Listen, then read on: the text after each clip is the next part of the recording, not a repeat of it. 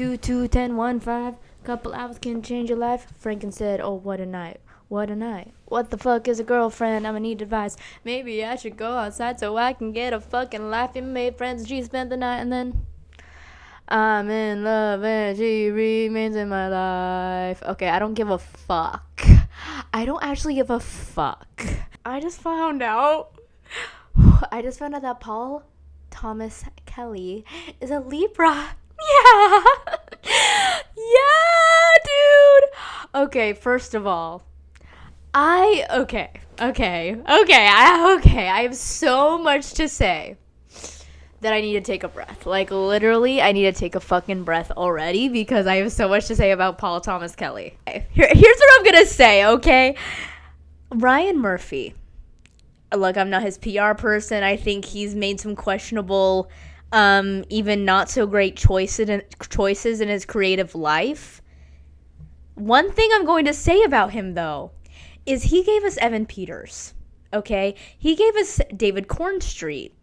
And now he gave us John Anthony Kelly. Paul Anthony Kelly.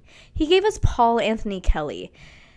And he gave us Cooper Koch, by the way. Like, let's not forget that. So, but literally something about Paul Anthony Kelly. Like, literally that name is literally like, it's like Gene Kelly and Paul Thomas Anderson. Like, the name, even within itself, like, I'm drawing a heart in my notebook and writing Paul, like, with hearts around it, like Mrs. Paul Thomas Anthony. No, that's not right. Mrs. Paul Anthony Kelly? Paul Thomas Kelly? Paul Anthony Kelly. Mrs. Paul Anthony Kelly. Like, I'm literally writing that in my fucking notebook like I'm in middle school. He's so attractive. Like, here's the thing, right? Is they're depicting John Kennedy, right? They're depicting John Kennedy. And he's already the most attractive person ever in the world in history, right? Like, he's so attractive. It's like, how do you find someone to play the most attractive person in the world? Quite frankly, you find someone even more attractive, which is almost impossible, to the point that they hired a male model. And I'm like, okay, Hollywood, I have a couple words for you, Hollywood. The fact that this man has been auditioning for 10 fucking years and you haven't put him in a single project, I'm actually pissed. Anything that has come out about Paul Anthony Kelly, I've watched every interview, I've watched every episode, I've seen every edit, I've seen it all, and there's so few clips I can watch because he's only been in one project where he's playing John. So you're actually crazy because you're gonna sit here, you're gonna tell me I could have had 10 years worth of content to be watching edits of, but y'all were cowards until Ryan Murphy came along and put him in a project. But y'all want to tell me that he's been auditioning for 10 years and hasn't even had a role until now? Like, I'm pissed off. This is the most attractive man I've ever seen in my life. This is the most do you hear what I'm saying? I don't mean to sound flippant. I don't mean to sound like crazy or over exaggerative. If that's even a word, it's not, but I'm making it up for this. I don't mean to sound like that. He is the most attractive person I've ever seen in my entire life. Do you hear what I'm saying? Do you hear what, like, you guys, I have chills up and down my body. Oh my god, like, I can't handle this. I don't have the resources to handle this right now. Call the authorities. And I just want to say, not to not talk about him, because I'll come back to him, don't you worry.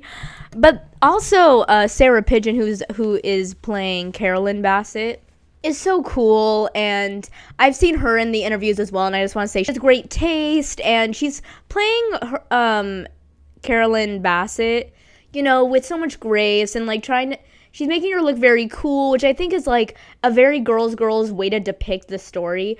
Do I think the story is accurate at all? No. Okay, I'm going to be completely honest with you.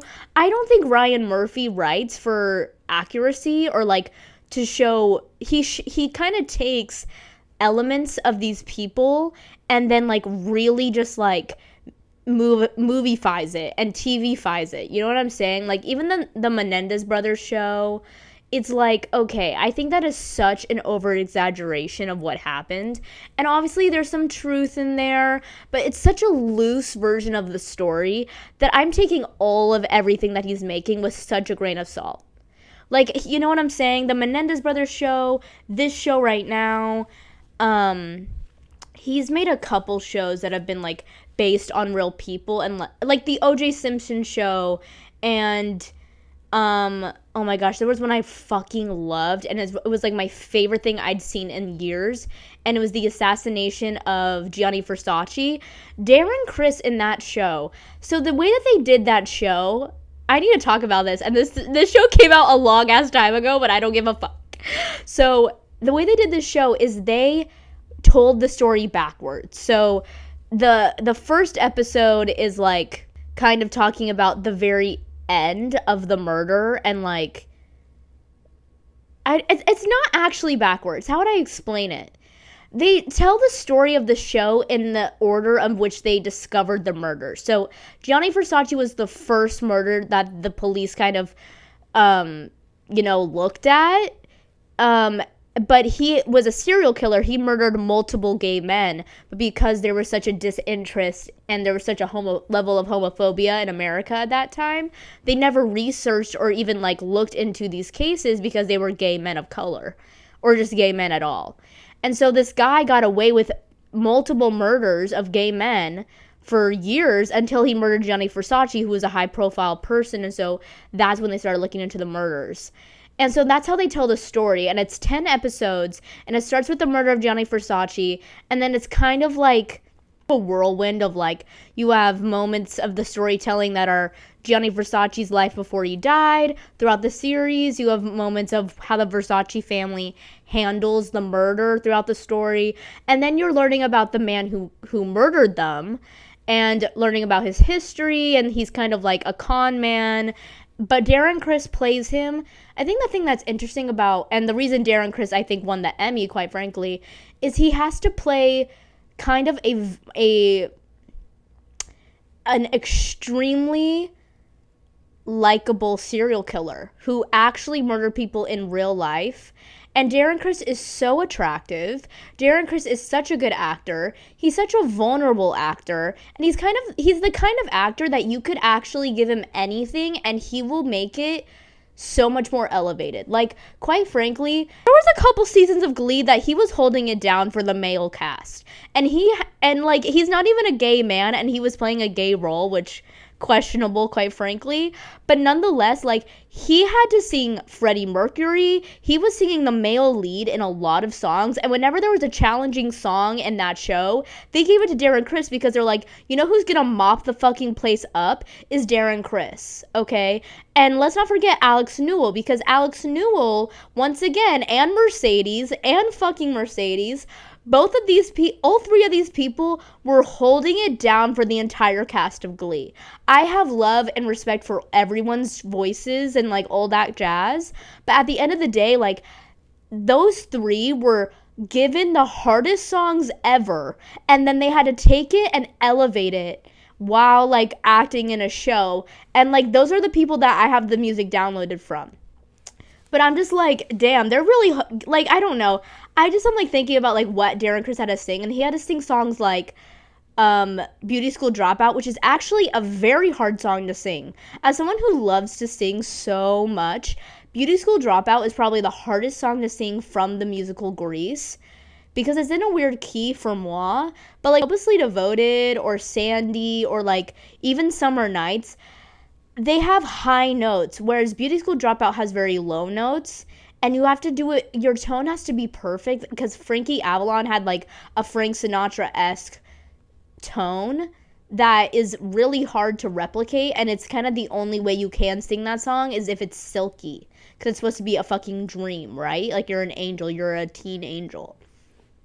Darren Criss had to sing that song. Darren Criss had to sing, fucking Don't Stop Me Now by Freddie Mercury, which, once again, do you guys know how hard that song is to sing? That song is extremely hard to sing, and Darren Criss knocked the fucking socks off that song.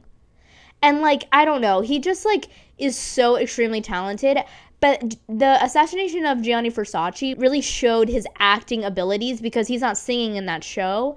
And he just did such an amazing job. And there's a scene, let me tell you something else.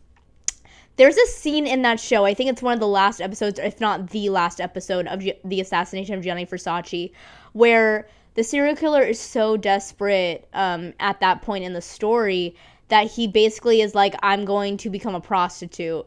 And he goes to this, like, pimp who's just, like, this, like, old-ass lady. And they're like, okay, show me your dick. And literally all Derek Chris does in this scene is he literally just unzips his pants. And the lady's like, okay, yeah, you'll do. Or she doesn't even say that. She literally is like, you have a big dick.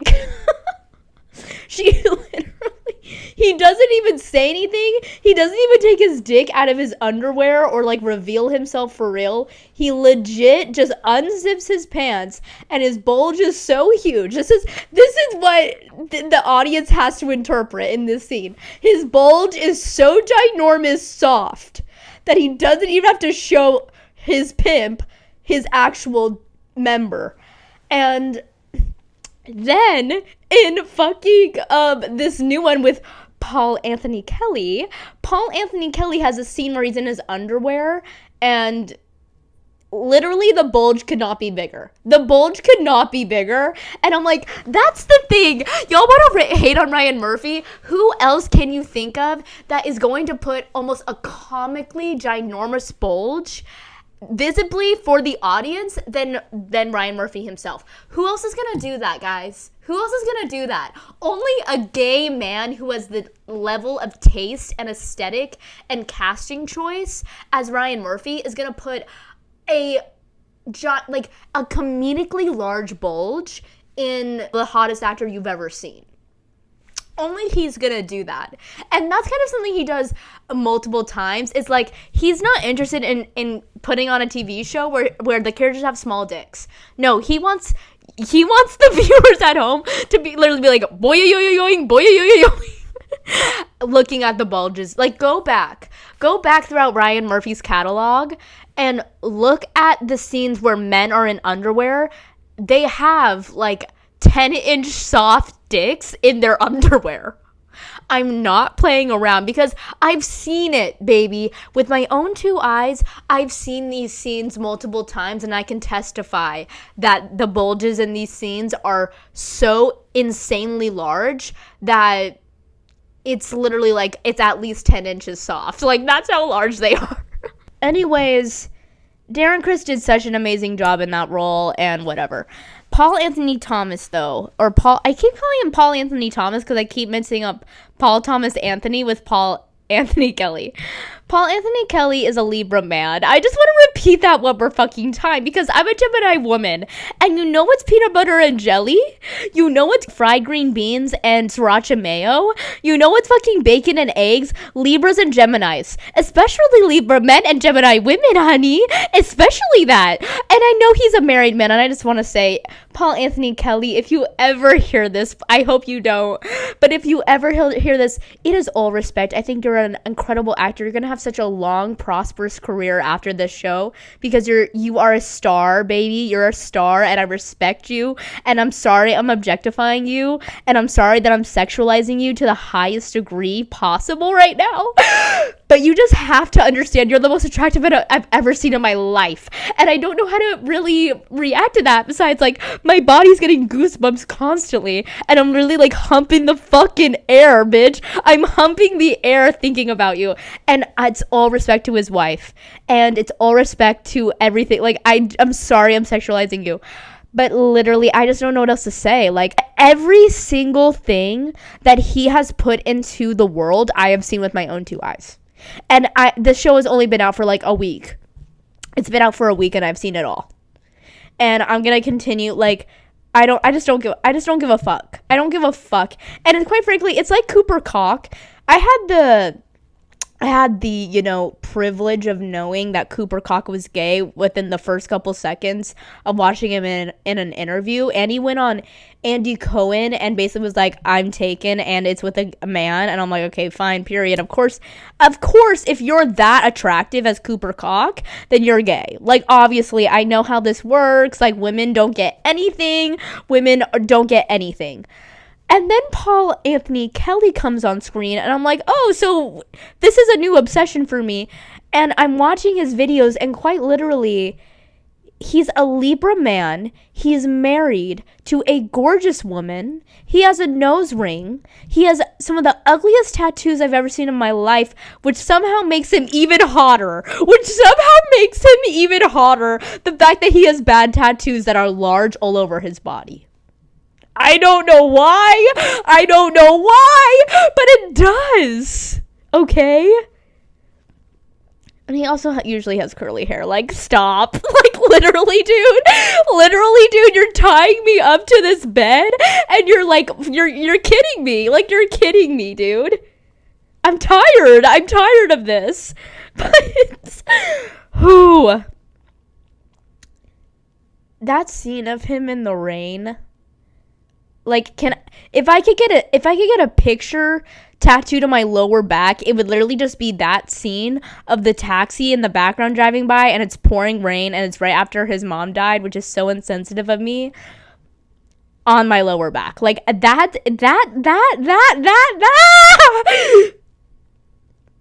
scene is, like, this is what dreams are made of. By the way, Lizzie McGuire's low-key making a comeback, and I'm like, interesting.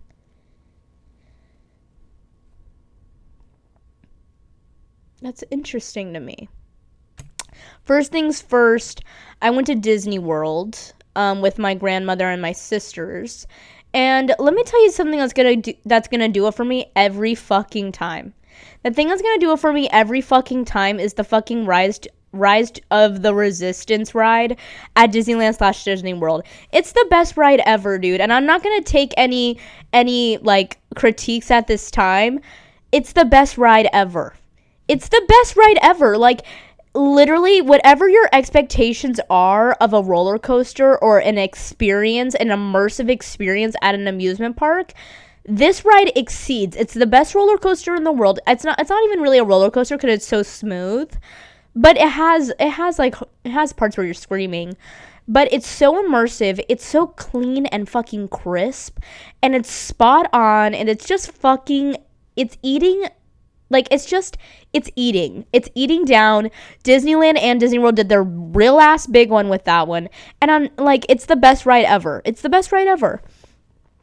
I went to Animal Kingdom. I have to say the barbecue, they have this thing where they have mac and cheese and then coleslaw and then pulled pork barbecue on top.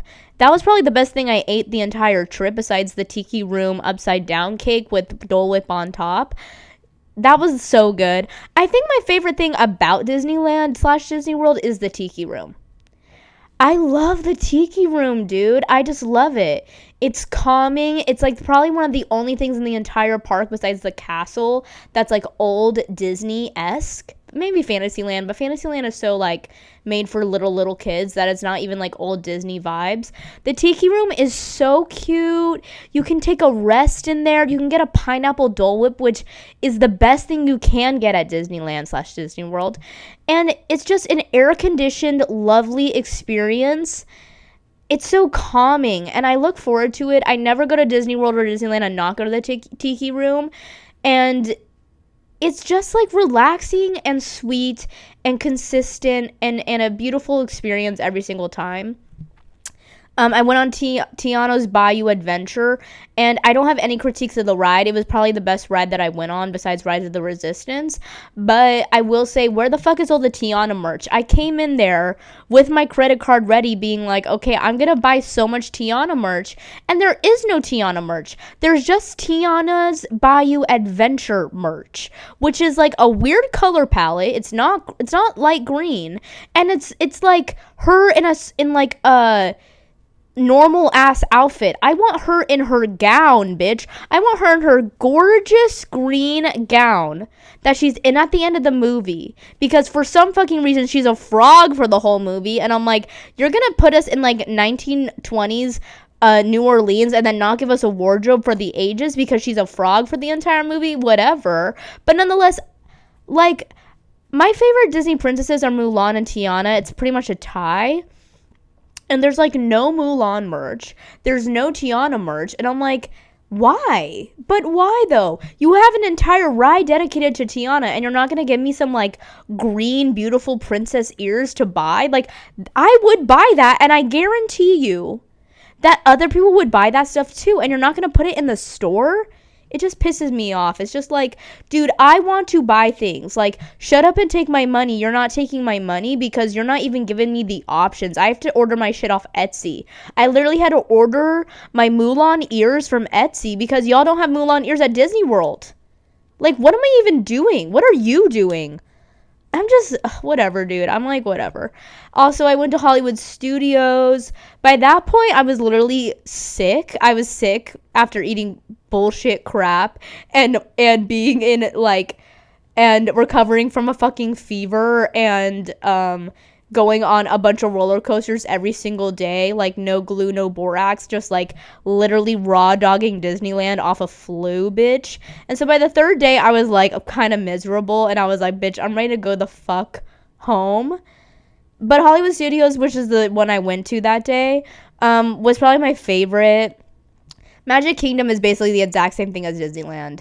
And then I did not go to Epcot because, according to my grandma, who has been to Disney World like 1,000 times, Epcot is like really just about food and it's not really about rides. And I'm like, if I did go to Epcot, I'd want to do the drink around the world, and I'm not about to do that with my Mormon ass grandmother who's like never swore a day in her life. Like, I'm not about to do that in front of her.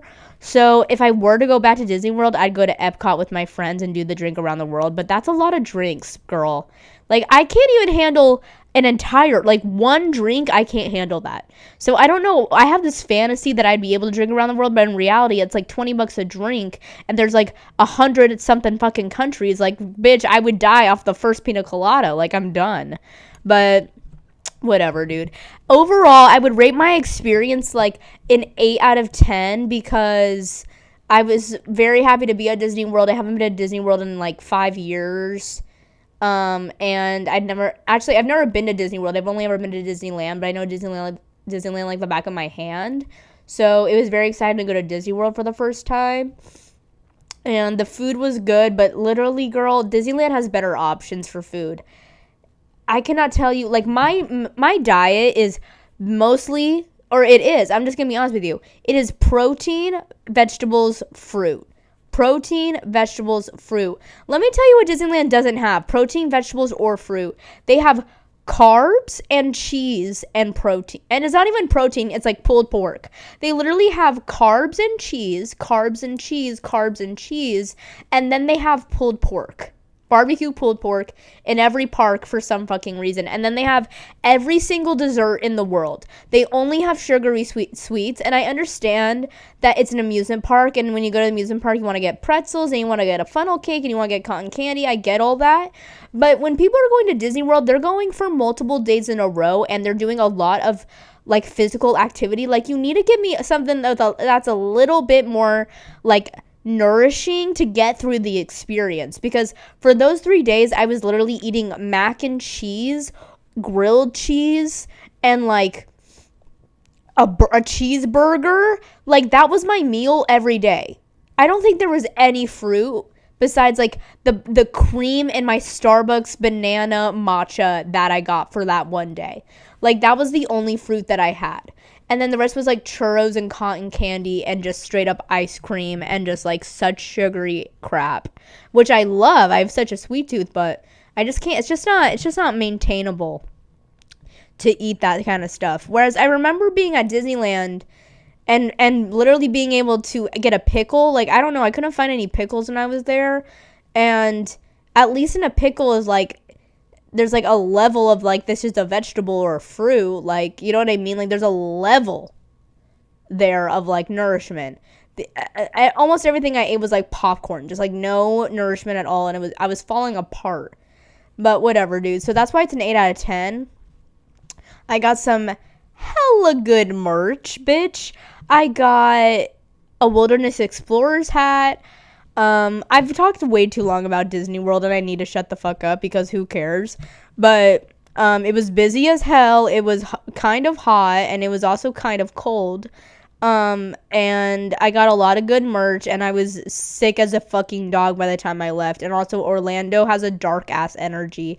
I loved Miami when I went for the first time in January, and then I went to Orlando, and I'm just like, I don't know if it's because I watched the Florida Project. I don't know if it's because I watched this documentary called like the Homeless Kids of Orange County, where it was like, it wasn't Orange County. Well, it was Orange County. It's an incredible documentary. I could not recommend anything higher besides Paul Anthony Kelly to you, the viewer. But I have to say, like, California Anaheim has a beautiful kind of hopeful energy. Orlando has some of the darkest ass energy I've ever felt in my fucking life. Everything from the airport to the parks just felt dark. And it is the Florida Project's fault, and it is this documentary's fault, because I'm sitting there like, I know the class level is so fucking wide in the people who live here that it kind of does hinder my experience as a customer, because I don't know, I don't know, it just really is just like, when you've seen the Florida Project and you go to Disney World, it's kind of, for me, it's like a movie that kind of changed my life. And it's one of my favorite movies because I think it's such a gut punch. But I also am like, I don't even like feel comfortable here because the energy is just so dark to me. It's just so dark. It's just dark, dude. I don't know how else to describe it. But anyways, and then I came home and then I watched The Traitors. They're off Eric Nam's back, question mark. Rob is going to win, question mark. Rob is not going to win, question mark. I don't know. That roundtable was a bunch of craziness. And I love Johnny Weir. Johnny Weir, can you drop the skincare routine? Johnny Weir, can you drop the skincare line? And also, Tara is the cutest person I've ever seen in my life, and I've enjoyed so much watching their friendship together. I think they're just the sweetest duo ever, and I love that they were on the show together. But they have a true friendship that's very, very glorious to watch. I really don't know. I have to say, like, usually when I'm going into, like, the finales of these shows, I'm like, okay, bitch, something crazy is gonna happen. But I ultimately know who's going to win the show and who's going to lose. I genuinely do not know if Rob is going to win or not. I think Rob's going to win, though. I think he's going to win. Eric, I think what Rob's going to do is I think he's going to kind of push the narrative of Eric because they know there's still a traitor on the show. So there's no way they're going to end the show without getting another person out because they know there's still a traitor. So I think he's going to kind of offer Eric Nam up for bait and then win the show. Or if Eric Nam is smart enough for his damn britches, he'll do that to Rob. But I don't really know if he's the type of person to do that. But I think Rob is. Or girl, we know Rob is. So yeah, also, I want them to really put 2 Dancing with the Stars pros on that show.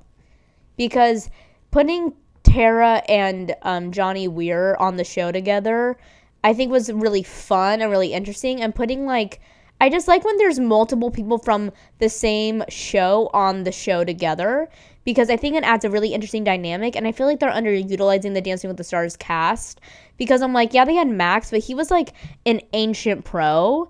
I'm like, I want you to put on like the Arnold sisters or like the cousins or whatever. Like, I want you to put family members on the show. I think that would make it so interesting. Also, like, why is Trisha Paytas not on the show yet? Also, why is Tiffany Pollard not on the show yet? Like, the villains, quote unquote, that they're putting on are like Colton, which, like, genuinely don't put that man on screen. Genuinely don't do that. For real. And then they're putting like fucking, what's his face? I already forgot his name, but the guy who cheated on that one chick from Vanderpump Rules. They put his ass on and he was going on through open drug withdrawals while on the show. But still, it's like, why are you putting that person on? Like, put on like actual people who will make good television, like Tiffany Pollard. Oh my gosh, that reminds me. Speaking of reality television, dude. Speaking of reality television, I watched the America's Next Top Model documentary because, of course, I am the intended audience for that documentary. The America's Next Top Model doc that show has aged so poorly. I think even more poorly than Biggest Loser. America's Next Top Model, quite literally, there is a terrible story about in cycle 2, a woman was SA'd. It is so ethically, diabolically wrong. And I'm like, okay, girl, this is another level. And then on top of that, I'm sorry, it literally makes me emotional. I'm sorry, but it's because I watched this show and I kind of hate this idea of like you guys asked for it, the audience asked for it. Quite frankly, I think, and maybe I'll just speak for myself, I would have watched this show if they genuinely were putting up their best picture every time. I would have still watched the show. When something's overproduced, it's like, I don't really want to watch a show where you guys are purposely trying to make women look bad. I don't want to watch that. I think it's like the first Black Mirror episode, my plant on my head. I think it's like the first episode of Black Mirror where it's kind of like this politician he is blackmailed into having sex with a pig on national television. And that's kind of the point that I get to when Tyra Banks says like, well, the audience asked for it, is I'm like, okay, but I don't want to watch a politician fuck a pig on national television. And I understand it's shocking. And so there's an element of like people want to watch something that's shocking, but I don't. Like, I don't need that. I think normal human interaction is shocking enough. Like, quite frankly, truth is stranger than fiction, so show the truth. That will be interesting to me. But this heightened fictional reality that's overproduced and humiliating and literally just treating these women as disposable people, like, not people, like treating these women as disposable, is like, why even have the show at all? Just write a cutthroat TV show, then put these real people through such an unethical process. But seeing the people who won and talk about like, I was basically, yes, I got this contract, but I was blacklisted because I was on the show, and Tyra Banks knows that, and she didn't do anything about that. It's like, Tyra, or it's not even Tyra, because I think it's not Tyra, but I think there's blame to share. Like, quite frankly, I think almost everyone that was ever a part of this damn show is a culprit. Like, I understand, like, Miss J and all these people are like, Tyra burned me, but I'm like, okay, bitch, but that doesn't make you not innocent, or that doesn't make you not guilty, girl. Like, you're not an innocent girl. Like, y'all bullied these women together, and it hasn't aged well, and now you're putting all the blame on Tyra, and I'm like, yeah, Tyra was wrong, but so was every single person that helped that show continue to run for so long. You know what I'm saying? Like, I don't know. It feels unfair to me that the woman of color, the only woman of color that created the show, it's all the blame is put on her. It's like, let's share the blame a little more equally among everyone that was part of this process. Like, I don't know. It just feels wrong.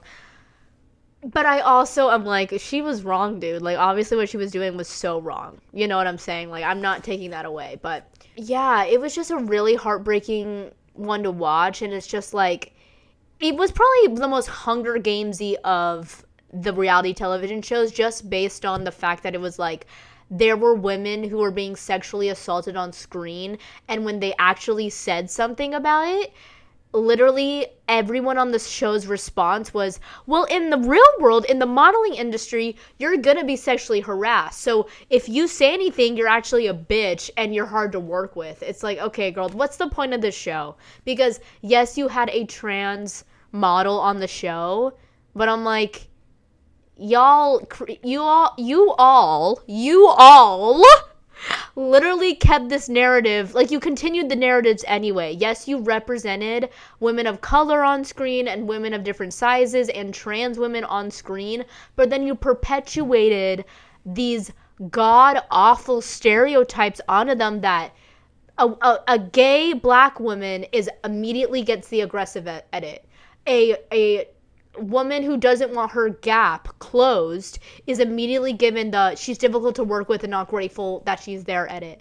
These women that are plus size, you don't have clothes for them to model in, and suddenly they're difficult to work with and they're voted off the next. It's like, it's just the ultimate like control god complex, all under the guise of like, well, that's how the real world is. And it's like, well, no, the real world is like that because you have Kelly Cutrone on there and Janice Dickinson and all these people perpetuating the issues with the modeling industry. It's like, girl, it's a reality competition show. Make it the euphoria that it should be, in the sense of like, it should be, people should be treated well because they're human beings.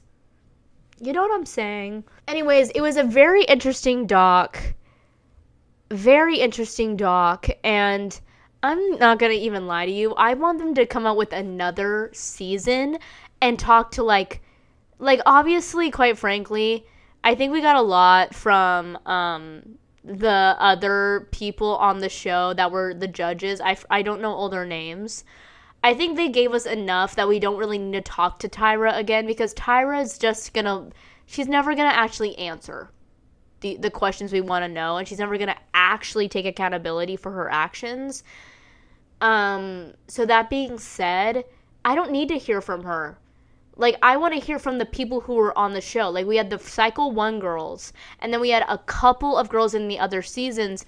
But, girl, I'm going to be honest with you. I was watching up until, like, the college edition season where they had, like, men and women on that show.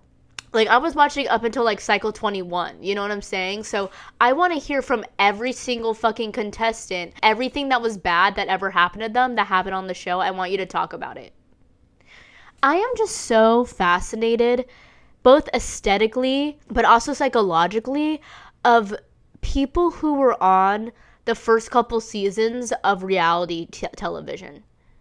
I just find that so interesting, because now we know what reality television is. Like, it's like people who want to be famous and be influencers. It's like you go on The Bachelorette or The Bachelor to become an influencer once you get out of the show. Like, that's why you go on reality television, is to become famous and then become an influencer.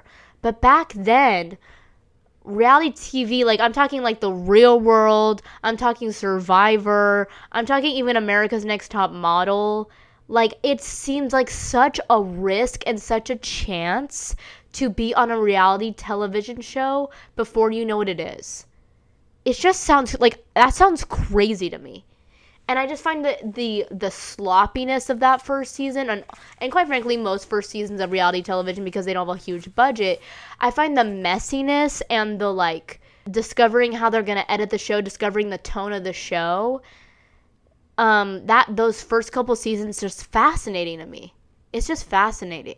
But I think ultimately what I would say about this show, and the thing that I, like, really had a bad taste in my mouth is, I know what it's like, and I think this is probably a shared experience among many, but I know what it's like to have a boss or have someone who is older than you and you look up to. I know what it's like for that person who you admire and trust and look at as an older sister or mentor to kind of cross a boundary and cross a line. And it really is heartbreaking and world-shattering.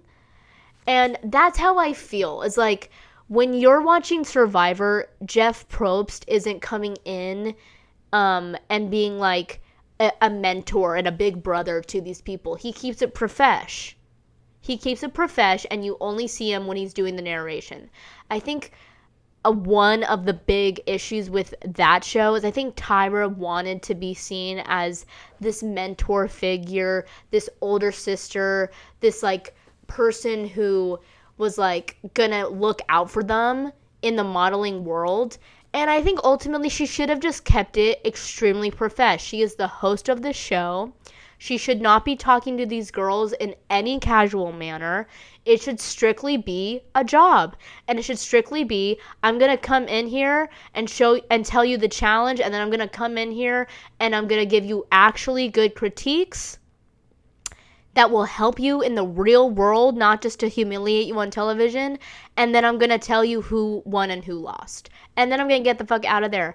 But in the moments where she goes to their house and is talking to them about how she was cheated on in order to get a story out of a woman who was just SA'd, that she wants to admit that she cheated on her and her significant other. Like, those are the moments where I'm like, okay, that's one of the big fucking issues with the way that you ran the show.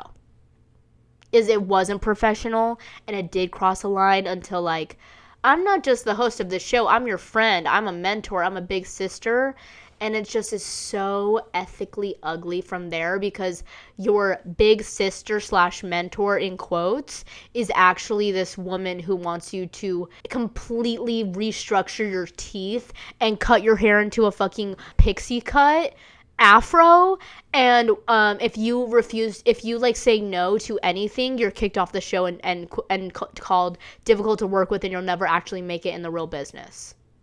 You know what I mean? That's where it crosses a huge fucking line. And I'm like, it's just unfortunate. It's just unfortunate, and it's just like, what a life. Like, and that's what makes me emotional, is I'm like, you get, as far as we know, I actually do low-key believe in recycled lives and reincarnation, but nonetheless, like, your experience on Earth is you went on this reality competition show where you were humiliated and people hate you, and you came in young and naive and truly believing this show is going to change your life and give you a career of your dreams, and you were humiliated and made out to be a villain and made out to be unprofessional and hard to work with and fat and ugly. And then once you're off the show, you're given no opportunities, to the point that you're blacklisted from any sort of modeling ever again. And then you have to, like, continue to live your life after that, and everyone in the world thinks you're like a fat loser, even though you're just like a size 6. It's just like, I just feel awful. I feel awful for these women. My heart goes out, because they were all so young. Like, that would literally be like me going on at 22, and they came on at 18, like, so young. These women were so young. And I just, like, my heart breaks. My heart breaks. That's probably the only thing, is, like, I respect the hell, and, like, I find it an extremely attractive quality, these people who can go on a reality television show and kind of be, like, these huge strategists and like, be charming on camera and, like, be the fan favorite and win the show and, like, manipulate everyone. But honestly, that's a very male edit. Usually women, whether they win, whether they're usually villainized, they're usually, like, made out to be the bad guy and kind of made out to be this, like, bitch. Whereas, like, Will Kirby is this charming prince who outsmarted everyone. And Boston Rob is this charming strategist who, even though stabbed people in the back, did it because it's just a game. But when the women go in there and the women have a narrative and, like, stand up for themselves, they're a bitch. They're not the princess. They're, like, a fucking villain. And it's like, it's not fair. It's actually not fair. You know? Oh, also, I watched that show Dying for Sex with Michelle Williams. Very good show. It's only 1 season. It's quick. I think Jenny Slate is, like, probably one of the best actresses to play the best friend of in a show that I've ever seen. She just is such a good best friend in a show. And she's played the best friend so many times. She's like that one girl who, in, like, every rom-com in the 2000s was the best friend in, like, everything. Like, in 27 Dresses, she was the, like, slutty best friend. And, like, that was the role she played in every single thing. That's, like, the Jenny Slate of this generation. And it's very good. It made me think about my own relationship with sex. And Michelle Williams is just probably the best actress ever in the world. And I just think that she gave such a nuanced, interesting, funny, fun, but vulnerable and heartbreaking and real and grounded job. And I think she did amazing. And also the guy who played Paul in the Deadpool movies plays like a very hot man in this show. And I'm like, oh. Suddenly, okay, I'm gonna talk about something that's so personal and vulnerable, but I need you to hold my hand. Like, I need you to, like, rock with me. Are you rocking with me? Because I'm rocking with you. I have recently found out through a lot of pop culture that I've been digesting that something about a hairy chest is very attractive to me. The guy that I'm talking about who plays the love interest in Dying for Sex has like a salt and pepper hairy chest. And I'm like, you're just such a man. You're just such a fucking man, dude. Like, oh! And then also Paul Anthony Kelly has a hairy chest in his show. And I'm like, it's literally, I swear to God, it's like my emotion that I'm feeling is Lana Del Rey. Is like I feel, it's not I feel happy, it's not I feel I feel Lana Del Rey when I see that. And then also, I think we all know where we were when Joe Keery was in that Stranger Things season 4 episode where he took his shirt off and had a chest full of fucking hair. I think we all know where we were. I think we all know where we were. I know where I was. I was sitting in front of that screen drooling, being like, that's a fucking man. Hey, y'all thought that was a little teenage boy. No, that's actually a 30-year-old man who I love with all my fucking heart. Okay? And so it's like I kind of grew up with like the Andrew Garfield six-pack washboard abs of like shiny, no hair at all. And I think like as I get older, I'm 22. As I get older, I'm like literally a hairy chest. Like, are you crazy? It's like a primal thing. It's like you're a man. You're a man. And I'm attracted to men. I'm actually very attracted to men. And you're a man. In a non-derogatory way. And I rarely do things directed toward men that aren't meant to be derogatory.